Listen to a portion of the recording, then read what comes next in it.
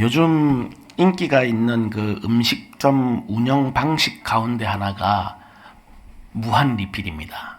여러분 무한 리필 다 좋아하시죠? 예. 비교적 저렴한 가격으로 원하는 음식들 마음껏 먹을 수 있다는 그 장점 때문에 이제 많은 사람들이 애용을 하는데요. 가면 한 번씩 가보면 항상 줄을 서 있는 것 같아요, 그죠? 예. 그런데 아무리 무한 리필이라고 해도 제한이 몇 가지가 있죠. 어떤 제한이 있습니까? 시간 제한이 있잖아요. 그리고 또 뭐가 있습니까? 못 가져나가잖아요, 음식을. 예. 뷔페도 그렇고 무한 리필집도 그렇고 그렇게 음식을 가져나가면 그게 절도죄에 해당이 된답니다. 예. 뭐 그런 제한이 있고요. 또 이제 음식을 남기는 거를 최소화하려고 환경 부담금 이래 가지고 뭐 받는 데는 없는 것 같아요, 그죠? 예. 근데 그렇게 써붙여 놓고 함부로 이렇게 너무 그렇게 낭비하지 말라고 그런 의미를 이제 붙여놓기도 했는데요. 그런데 이제 오늘 성경 본문에는 역사상 유례가 없었던 그리고 다시 없을 말 그대로 무한정, 무제한, 무조건 그리고 결정적으로 무료인 무한 리필 서비스가 소개되고 있습니다. 이른바 오병이어 기적입니다. 예.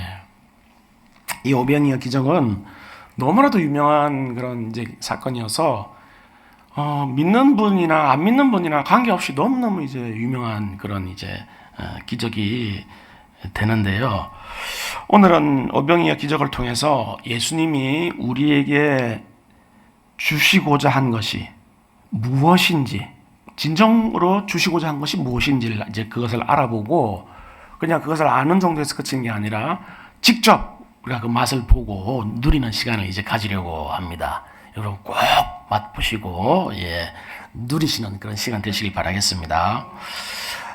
세례 요한이 이제 헤롯에게 죽음을 당했다는 소식을 접한 예수님은 이제 배를 타고 바다 이 갈릴리를 건너가지고 빈들로 가십니다. 빈들로 가시는데 그러자 이제 예수님의 말씀을 듣고 싶어하고 그리고 또 이제 많은 환자들이 그리고 그 환자들의 가족들이 다 따라가죠. 예수님을 다 따라갑니다. 다 따라갔는데 그 빈들에 그렇게 해서 모인 사람들의 숫자가 몇 명이라는 거죠? 5,000명이라는 거잖아요. 근데 이거는 남자 20세 이상 남자만 5,000명이에요. 그러니까 그 가족들, 애들 뭐 다 합치면 최소 10,000명 이상은 된다고 봐야 되지 않겠습니까? 그러니까 막 그냥 어마어마한 사람들이 모인 겁니다. 그런데 이제 그렇게 막 말씀 전하시고 뭐 환자들 돌봐주시고 이러다 보니까 시간이 뭐 금방 가지 않겠습니까? 뭐 사람들이 줄을 막 서 있는데 그걸 다 고쳐주시고 하시면은 시간이 금방 갔는데 보니까 이제 해가 뉘어 지고 있는 거예요. 그 뭐가 걱정이 됩니까? 끼니띠가 되었잖아요. 끼니때가. 우리도 뭐 집에 손님들 오시면 식사 때 가까워지면 뭘 대접해야 되나 그리고 막 걱정하기 시작하잖아요. 그러니까 제자들이 이제 그 걱정을 하기 시작한 겁니다. 이거 큰일 났다. 이거 이 사람들 어떻게 배가 지금 너무너무 하루 종일 그러고 이러고 있었는데 쫄쫄 굶고 이러고 있었는데 어떻게 그냥 돌려보내냐. 거기는 빈들이니까 먹을 것도 아무것도 없고 상점도 없고 막 그러니까 이제 방법은 하나 있다. 뭐냐? 보내자 그냥 돌려보내자 빨리 이제 이렇게 결정을 된 거예요 지금. 그리고 이제 그 얘기를 예수님한테 한 거죠. 예수님 지금 빨리 돌려보내야 되게 생겼습니다. 지금 쫄쫄 굶고 먹을 거 하나도 없고 이제 이렇게 된 겁니다. 금강산도 19경인데 이렇게 쫄쫄 굶어가지고 이거 빨리 보내야 되지 않겠습니까? 근데 이제 예수님이 그렇게 얘기하는 제자들에게 깜짝 놀랄 말씀하시는 거예요. 뭐라고 하십니까? 니들이 먹을 걸 줘라. 지금 제자들과 계속해서 함께 같이 계셨기 때문에 제자들이 지금 아무것도 없는 거를 예수님 누구보다도 잘 알고 계시는데 너희들이 사람들 먹을 걸 책임져. 지금 이렇게 말씀하신 겁니다. 지금 자기들도 쫄쫄 굶고 있잖아요. 제자들이. 그래서 이제 빨리 보내고 자기들도 이제 먹을 거 빨리 찾아가지고 이제 요기를 해야 될 그런 상황인데 갑자기 사람들 거를 다 먹이고 책임지라고 하니까 이제 얼마나 황당했겠습니까? 황당하고 뭐 난감했겠죠. 근데 그때 이제 빌립이 요한복음에 보면은 빌립이 나와서 이렇게 예수님한테 얘기를 합니다. 이 사람들 다 먹이려면은 최소 200데나리온은 있어야 됩니다. 200데나리온의 제 떡이 있어야 됩니다. 이렇게 계산이 빨라요. 계산 빠른 사람들은 항상 타타타타타 전자계산기가 머릿속에 들어있는 것 같아요. 지금 그러니까 10,000원 한 끼에 10,000원 정도로 생각한다면 10,000명이면 얼마입니까? 1억이잖아요. 1억. 지금 1억이 있어야 되는 거예요, 지금. 그러니까 지금 예수님한테 주님, 지금 1억이 지금 말이 되는 말씀 하시는 거예요. 지금 이렇게 얘기를 하고 있는 겁니다, 지금. 그리고 돈이 있다 한들 빈들인데 아무 곳에도 살 수가 없는데 이거 어떻게 이거를 해결해야 됩니까? 지금 말씀이 안 되는 얘기 하신 겁니다. 지금 이 얘기를 한 거예요. 그때 이제 혜성과 같이 등장한 한 아이가 뭐를 가져옵니까? 예, 도시락을 가져오는데 물고기 2마리, 보리떡 5개를 다 꺼냈잖아요. 그런데 이제 이 아이라고 표현이 되어 있지만 지금 도시락 싸들고 혼자 왔다는 걸 생각해 보면 아주 꼬맹이는 아닌 것 같아요, 그죠? 예, 그 유대인들은 보면은 나는 아직 아이라 그런데 보면 50살이고 60살이고 그래요. 예, 그 표현이 그래요, 유대인들이. 그래서 이제 아이라고 그래도 도시락 싸들고 혼자 와서 이렇게 먹을 정도면은 최소 20대는 됐을 것 같아요. 예, 열 몇 살짜리가 열 몇 살도 10대 후반은 올 수 있겠죠. 그 정도, 최소 그 정도는 된 것 같아요. 그런데 그 아주 어린아이라고 보기는 어렵기 때문에 그 도시락을 내놓기가 쉽지 않았을 겁니다. 왜죠? 일단 자기가 먹어야 되니까. 자기 배고픈데 하루 종일 쫄쫄. 근데 지금 열면은 다 굶고 있는데 먹기도 무한하고. 근데 더 어려운 건 뭐냐면 이게 아무 의미가 없잖아요. 지금 10,000명이나 있는데 이게 내놓으면 무슨 의미가 있습니까, 이게? 그러니까 야, 이거 뭐야, 가져가.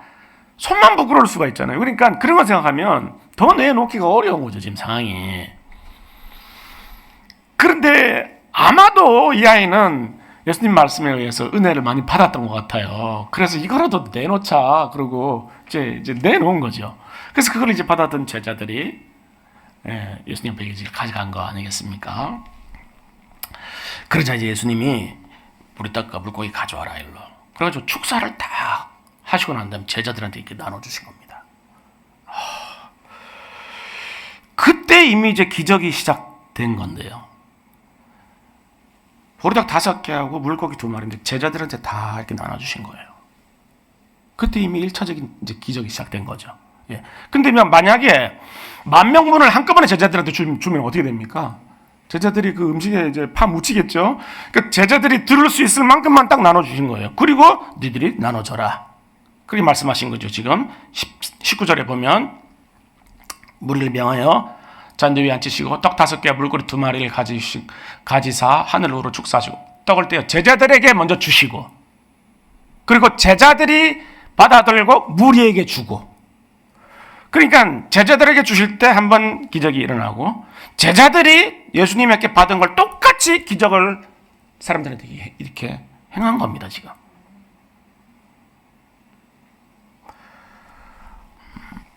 그러니까 이제 제자들이 예수님께서 행하신 그 기적을 똑같이 행하게 하시면서 예수님의 사역에 동참하게 하신 거예요, 제자들이. 예.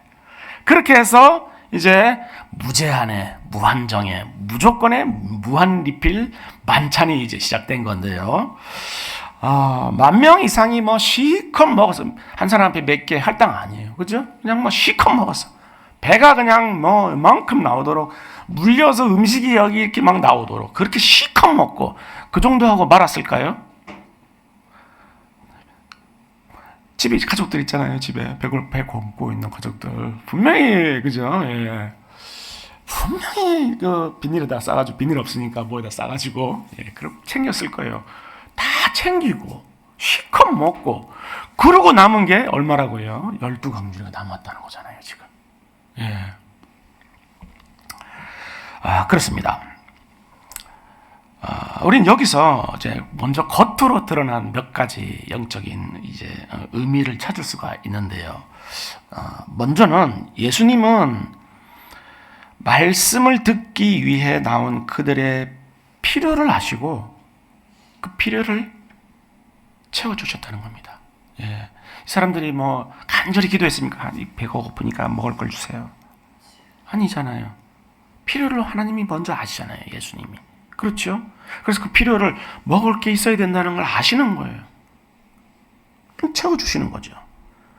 그러니까 이제 목숨을 위하여 무엇을 먹을까, 무엇을 입을까 염려하지 말라고 하신 말씀이, 그러니까 그 말씀을 예수님이 친히 우리를 먹이시고 입히시는 모습을 이제 보여주신 그런 사건이 되겠는데요. 그렇게 말씀을 붙들고 살아가는 하나님의 자녀들은 하나님께서 반드시 먹이시고 입히신다는 사실을 보여주고 있는 것입니다. 사실 이게 제일 힘들어요. 우리는 조금만 상황이 어려워지면 이게 걱정이 되는 거예요. 근데 이게 가장 베이스가 되는, 가장 기초가 되는 믿음에 우리에게 필요한 그 믿음의 분량입니다. 반드시 하나님이 우리 필요를 다 아시고 채워주세요. 거기서 흔들려 버리면 우리가 그냥 신앙의 뿌리가 다 흔들려 버리는 거예요. 그럼에도 예수님은 제자들이 먹을 것이 없다고 이제 말할 때까지 기다리셨다는 겁니다. 그렇죠. 예, 미리 준비를 해놓으신 게 아니에요. 음식을 뒤에 잔뜩 쌓아놓고 이렇게 막 말씀 끝나면 나눠줄게 이게 아니라 기다리셨어요. 제자들이 얘기할 때까지. 그러니까 예수님이 기적을 베풀기 전에 제자들이 자신들이 무엇을 할 수 있는가를 먼저 보게 하신 거예요. 뭐를 할 수 있는 것을 보게 하신 겁니까? 그냥 보낼 수밖에 없다. 아무것도 줄 수 없고 그냥 우리가 할 수 있는 건 그냥 집에 가게 하는 것밖에 없다. 그걸 포기하신 겁니다. 그러니까 때로 우리의 힘과 능력으로 해결할 수 없는 문제들을 우리가 이렇게 만나도록 하나님 허락하시는 것은 그것을 통해서 우리의 힘과 능력으로 그것이 해결될 수 있는 방법이 없다는 걸 먼저 보게 하시는 거예요. 하나님께서. 근데 그걸 먼저 깨닫지 못하면 어떻게 되죠? 내가 했다가 되는 거죠. 내가. 내 힘으로 내 능력으로 했다. 이렇게 되는 거예요. 조금의 여지만 있어도 다 내가 한 줄 알아요. 우리는. 늘 그래요. 우리는. 그래서 하나님 기다리시는 거예요. 우리가 방법이 없구나. 하나님 방법이 없습니다. 기다리시는 거예요. 우리가 그거를 우리 힘으로 조금이라도 여지가 있을 때 우리 힘과 능력으로 이제 했다고 생각되면 어떻게 되는 겁니까? 교만해져요, 우리가.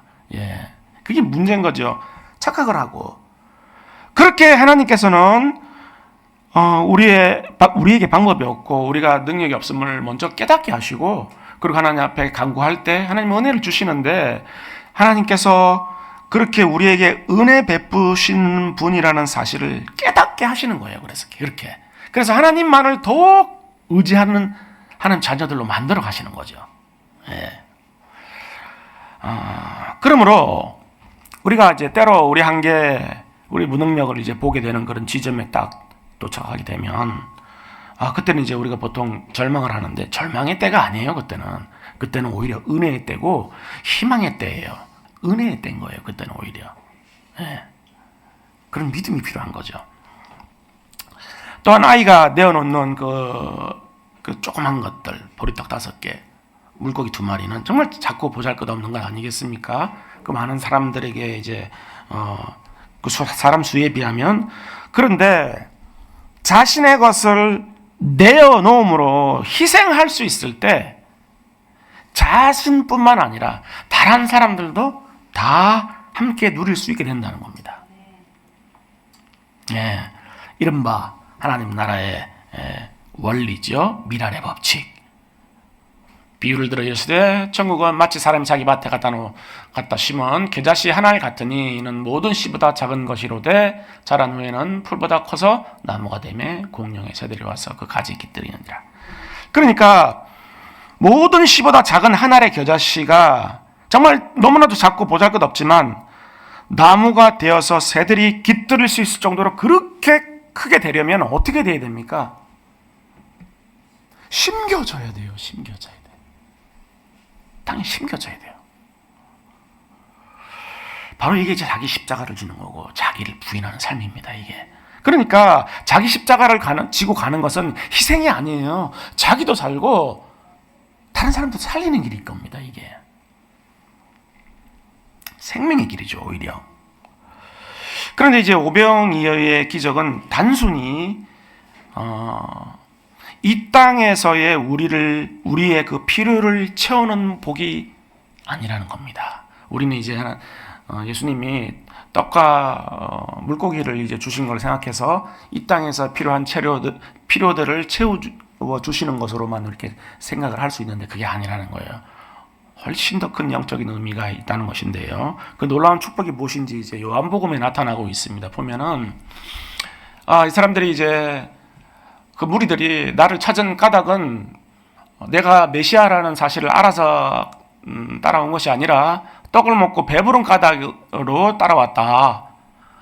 그러니까 이 사람들은 육신적인 필요를 채우기 위해서 왔는데 그러나 썩을 양식을 위하여 일하지 말고 영생하도록 있는 양식을 위하여 하라.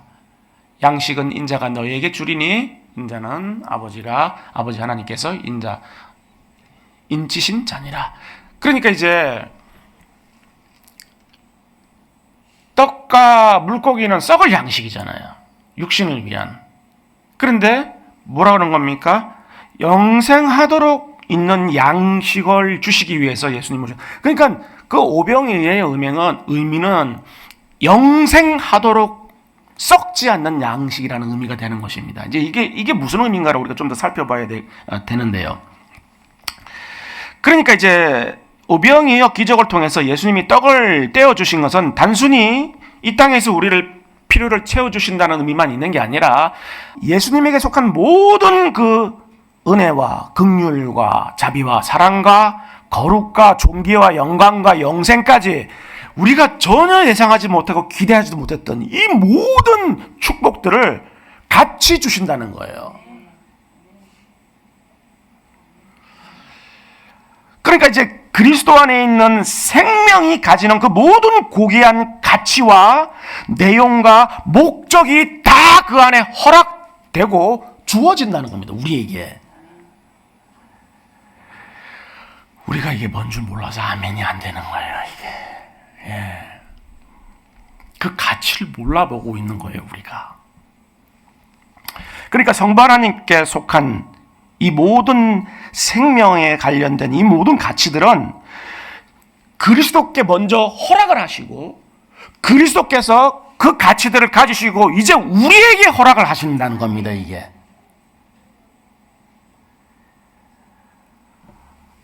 바로 이렇게 생명의 양식이 무한정, 무제한, 무조건으로 주어지는 것이 생명의 양식이 주어지는 것이 오병이어 기적의 의미인 거예요.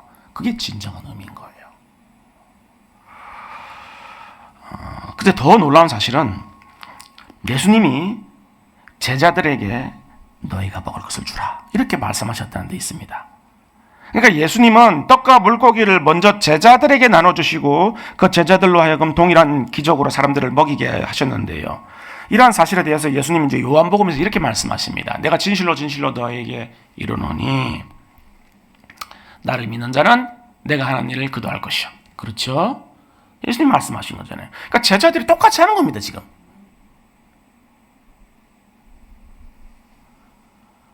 그러니까 예수님의 제자는 예수님께 받은 그 모든 고귀한 축복들을 이제 동일하게 사람들에게 전하는 그 사명으로 그걸 불러주셨다는 거예요.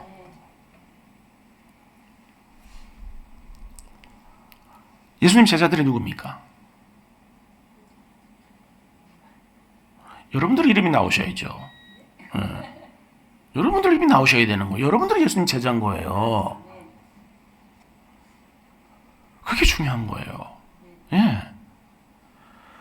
그러니까 인간의 타락으로 인해서 훼손된 하나님의 청지 창조의 목적을 다시금 회복하는 사역에 피조물인 우리를 동참시키시는 거예요. 천지 창조의 사역의 그 목적을 이룰 수 있는 분은 누굽니까? 오직 삼위 하나님밖에 없잖아요. 천지 창조를 누가 어떤 피조물이 같이 함께 할 수 있습니까? 어떻게 동참할 수 있습니까? 근데 거기에 우리를 지금 불러주신 거예요, 지금. 그 사역에. 근데 우리가 타락함으로 해서 지금 천지창조의 목적이 훼손됐잖아요. 근데 이걸 다시 회복시키는 데 있어서 우리를 동참시키시는 거예요, 지금. 피조물인데 우리가. 창조주가 아닌데도 불구하고.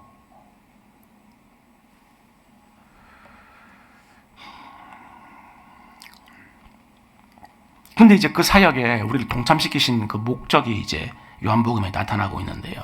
보십시오. 아버지요, 아버지께서 내 안에, 내가 아버지 안에 있는 것 같이 그들도 다 하나가 되어 우리 안에 있게 하사. 하나가 되어 우리 안에, 삼위 하나님 우리 안에 우리를 그 안에 하나가 되게 하시겠다는 겁니다. 그게 목적이라는 겁니다, 지금. 피조물인데 우리는. 잠깐 있다가 사라질 피조물인데 우리를 영원한 생명을 주셔서 그 생명을 가지고 하나님과 하나가 되게 하시겠다는 겁니다, 지금.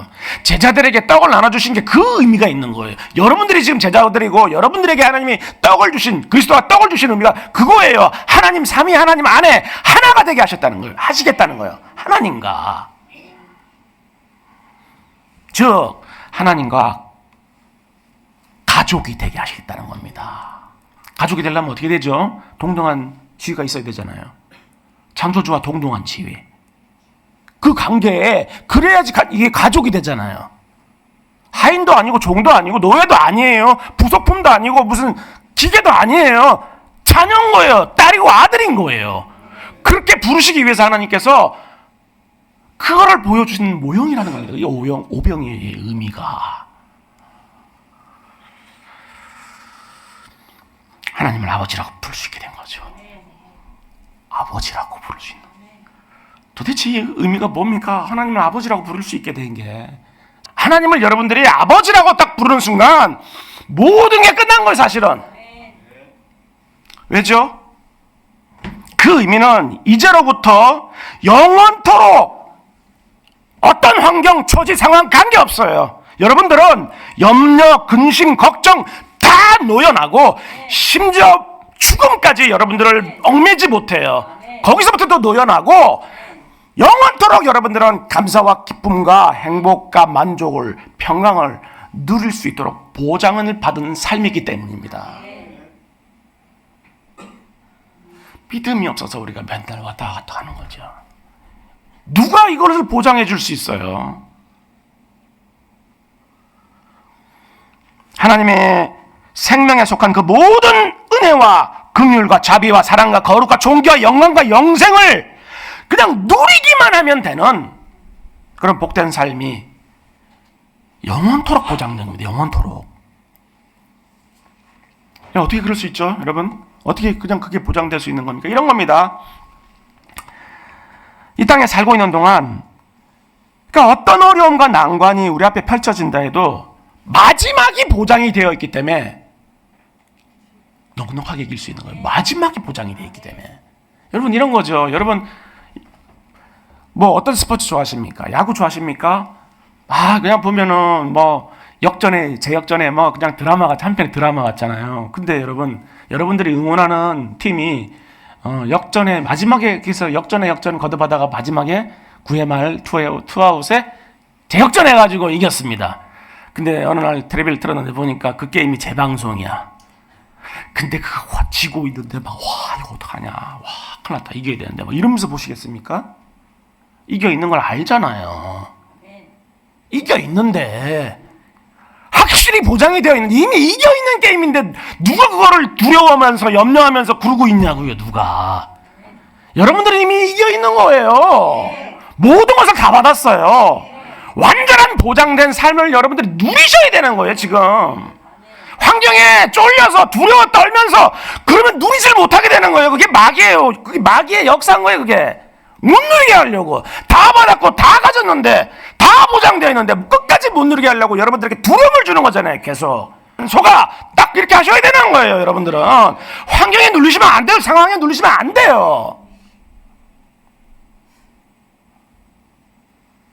그렇기 때문에 오병이의 기적을 통해서 예수님의 몸인 생명의 떡을 떼어주신다는 의미는 정말 이 땅의 것과는 비교조차 할 수 없는 그런 너무나도 복되고 귀한 가치인 것입니다. 어니스트 해밍웨이가 1952년도에 발표한 노인과 바다라는 중편 소설, 여러분 잘 아시죠? 영화로도 나왔는데 53년도 그 다음 해에 플리처상을 수상한 그 대표적인 작품인데요. 이 주인공이 이제 노인이 산티아고라는 사람인데 뭐 바다에서 잔뼈를 굵은 사람 아니겠습니까? 근데 85일 동안이나 이제 고기를 못 잡았던 거예요, 계속. 그러니까 수입도 이제 없고, 이게 이제 그 배 항상 같이 데리고 다니는 아이가 아무 수입도 없이 이렇게 오니까 그 아이 아버지가 와가지고 가자, 딴 데 가자. 그러고 이제 그 아이 데려다가 다른 배로 데려가 버리고. 그래서 이제 혼자 또 이제 또 고기잡이 나가고. 근데 85일 동안 이제 아무것도 못 잡다가 86일째 뭐 물은 거예요. 낚시를 탁 물었는데 정말 기대하지도 못했던 거죠. 어마어마한 크기의 다랑어를 이제 낚싯바늘로 잡게 된 거 아니겠습니까? 그런데 다랑어가 몇 메타짜리 다랑어니까, 이게 다랑어가 여러분 낚시 해보셨습니까? 이거 바다 물고기들은 힘 있어요. 되게 힘 있어요. 요만한 것도 엄청 시간이 오래 걸려요. 막 이게 힘이 너무 세가지고. 근데 이게 다랑어가 몇 메타짜리니까 이게 그냥 올라오겠냐고요. 이게 아니 사투를 벌이는 거죠. 그냥 막 그렇게 장시간 동안 사통을 벌려가지고 다랑어가 이제 힘이 빠지고, 힘이 빠졌을 때 감아 올리고 힘이 이놈 정신 차려가지고 우르르 도망가면 힘 줄을 쫙 풀려가 버리고, 그 또 힘이 빠지면 또 조금씩 감아 올리고, 이렇게 이제 꼴렸는데 보니까 몇 메타짜리가 어마어마한 거야. 그래서 작살로 그냥 탁 꽂아가지고 이제 결국은 잡는 데 성공하지 않습니까? 그런데 문제가 뭡니까? 너무 크니까 배에 올리질 못하는 걸, 배가 이게 작아가지고. 그래서 이거를 이제 옆에다가 이렇게 배 옆에다가 해가지고 묶어가지고 이제 오는 거죠. 근데 그래서 이제 그렇게 해서 해피엔딩 집에 돌아오면 얼마나 좋을까요? 그렇게 안 되잖아요. 우리 인생이 그런 것처럼 막 그렇게 쉽게 끝나는 게 하나도 없어. 뭐가 오죠? 상어가 탈라됩니다. 상어가 와가지고 작사를 딱 꽂으니까 피가 이렇게 흘렀을 거 아니에요. 피 냄새를 맡은 상어 떼들이 확 물려온 거예요. 그래가지고 이제 이 다랑을 뜯어 먹으려고 그러니까 얼마나 놀랐겠습니까, 이 노인이. 그래가지고 처음엔 작살 가지고 막 상어랑 막 싸우다가 이걸로 안 되니까 몽둥이로 이제 막 상어랑 싸우죠. 막 처절하게 싸우죠. 근데 상어가 이게 얼마나 영리한 놈인지 몽둥이를 딱 물고 가버려요. 그러니까 이제 몽둥이도 없어. 이제 어떻게 싸워 이제. 꼼짝없이 다 뜯어먹히는 걸 보고 있는 거예요. 이렇게 앉아서 맛있게 먹어라. 그래가지고 집에 돌아와서 보니까 뭐만 남은 거죠? 뼈만 앙상하게 남은 다랑어를 이제 가지고 온 거죠. 그러니까 노인이 다랑어를 잡았을 때는 정말 세상을 손에 쥔 듯 그렇게 행복하지 않았겠냐고요. 정말 행복했겠죠. 그런데 그 행복이 마치 이 모래알이 손에서 쥐면 다 쏟아져 빠지는 것처럼, 그렇게 빠져나가는 것처럼 다 빠져나가 버리고 결국은 빈손으로 이제 돌아오게 된 겁니다. 여러분, 그렇습니다. 우리는 이 세상에서 우리가 바라고 원하는 것들을 손에 쥐게만 하면 행복할 수 있다고 생각하죠. 근데 그게 아니라는 거예요. 그러니까 마치 그게 우리가 바라는 것들이 마치 신기루와 같은 것이라서 우리가 본향으로 돌아갈 때는 정말 아무것도 손에 쥔 것 없이 그냥 빈손으로 돌아가야 된다는 겁니다. 이게 다랑어 같은 거예요. 다랑어. 그러나 그때 우리 손에 쥐어져 있는 이 땅의 것들은 아무것도 없지만 우리는 이미 예수 그리스도 생명 안에 있던 그 모든 존귀하고 영광스러운 가치와 그 내용들로 맺어진 풍성한 열매들과 그 복된 보화들을 하늘에 저축해 놓은 상태라는 거예요. 그러니까 예수님이 제자들에게 너희들이 먹을 것을 주라고 하신 의미가, 여러분들이 어디를 가든 누구를 만나든 여러분들이 서 있는 그곳에서 하나님께서 하늘 문을 여시겠다는 거예요. 너희가 가서 떡을 나눠줘라. 그 말은 네가 가는 그곳에 누구를 만나든지 내가 하는 문을 열겠다. 그리고 그 복되고도 영광스러운 존재의 가치를 무한정, 무제한, 무조건으로 내가 부어줄 것이야. 너희들은 그런 특권을 받은 사람들이야. 예수 그리스도의 제자야. 지금 하나님 그 말씀하시는 거예요. 자, 여러분들이 얼마나 대단하고 어마어마한 분들이라는 것을 지금 하나하나 깨달아 가셔야 돼요. 지금 여러분들이 가는 곳마다 생명의 역사가 일어나고 이른 비와 늦은 비의 축복이 부어질 것이고 구원과 생명의 역사가 불일 듯이 일어날 것이라는 겁니다. 여러분들 그런 존재예요. 하늘의 신령한 곳으로 부어지는 그 무한 미필의 잔치집이 되게 하시겠다는 거예요. 여러분들이 가는 곳곳마다.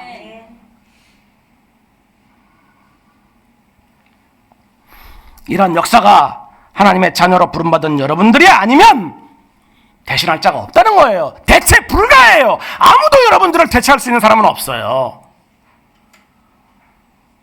여러분들이 입을 열어서 전하지 않으면 그것을 대신 전할 자가 없다는 겁니다. 그런 고급한 가치를 가지고 있는 존재들이 여러분들인 거예요.